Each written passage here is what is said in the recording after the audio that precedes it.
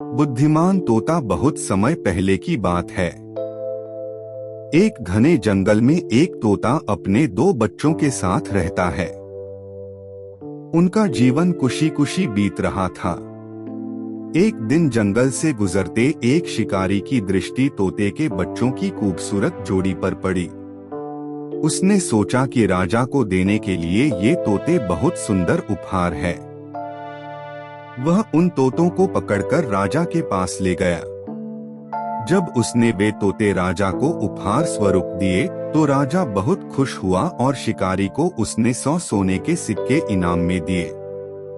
राजमहल में लाए जाने के बाद तोते सबके आकर्षण का केंद्र बन गए। उन्हें सोने के पिंजरे में रखवाया गया। हर समय सेवक उनके आगे पीछे दौड़ते रहते। नाना प्रकार के ताजे फल उन्हें खिलाए जाते। राजा उनसे बहुत प्रेम करता था। राजकुमार भी सुबह शाम उनके पास आकर खेला करता था। ऐसा जीवन पाकर दोनों तोते बहुत खुश थे। एक दिन छोटा तोता बड़े तोते से बोला, भाई, हम कितने खुशनसीब हैं जो इस राजमहल में लाए गए और ऐसा आरामदायक जीवन पा सके। यहाँ हर कोई हमसे कितना प्यार करता है, हमारा कितना ख्याल रखता है। हाँ भाई, यहाँ हमारी जरूरत की हर चीज बिना मेहनत के हमें मिल जाती है। हमारा जीवन पहले से अधिक आरामदायक हो गया है। सबसे अच्छी बात यह है कि यहाँ हमें हर किसी से प्रेम मिलता है। तोते को राजमहल का आनंदपूर्ण जीवन बहुत रास आ रहा था। लेकिन एक दिन सब बदल गया।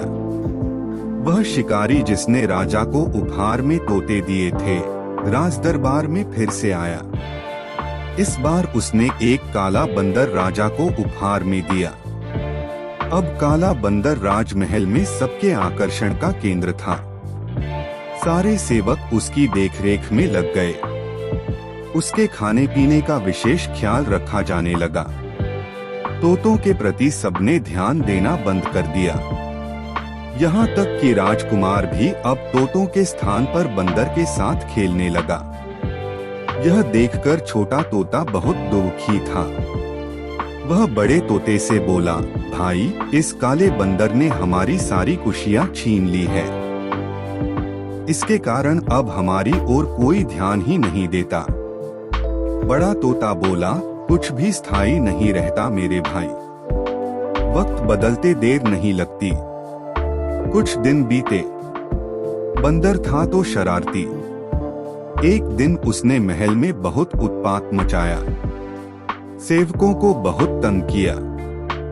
राजकुमार भी उसकी हरकत से डर गया।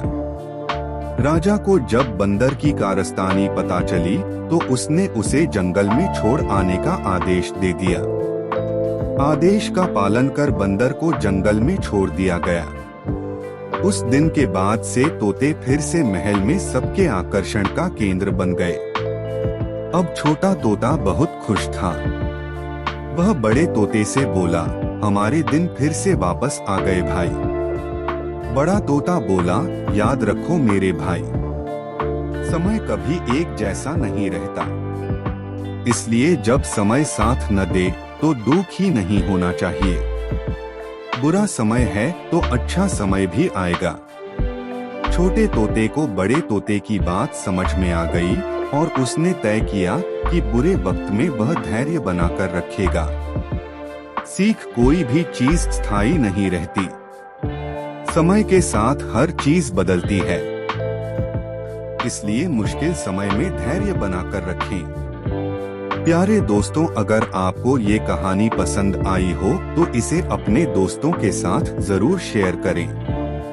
साथ ही कमेंट करके ये भी बताएं कि आप और किस तरह की कहानियाँ सुनना चाहते हैं और ऐसी कहानी के लिए हमारे चैनल कहानी की दुनिया को सब्सक्राइब करें।